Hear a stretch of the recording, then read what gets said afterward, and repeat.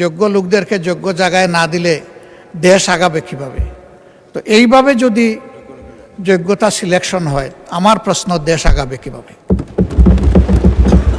জনগণ এবং ডেমোক্রেসি কোনোটাই সাপোর্ট করে না। বাংলাদেশ ব্যাংকের মতো সেন্ট্রাল ব্যাংকের গভর্নর নিয়োগের ক্ষেত্রে যে কাজটা করা হয়েছে এবং সাবেক গভর্নরকে বিদায় দেওয়ার যে পদ্ধতি অনুসরণ করা হয়েছে, জাতি এটা দেখেছে। এ পর্যন্ত যে সমস্ত জায়গায় পরিবর্তন এসেছে সেগুলা জনগণ এবং ডেমোক্রেসি কোনোটাই সাপোর্ট করে না। এমনকি খেলার মাঠটা পর্যন্ত আমরা উন্মুক্ত রাখতে পারলাম না, ওখানেও গিয়ে আমরা ঝাঁপাইয়ে পড়লাম।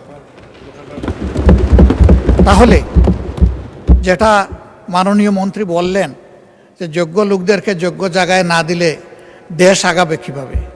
তো এইভাবে যদি যোগ্যতা সিলেকশন হয়, আমার প্রশ্ন, দেশ আগাবে কিভাবে?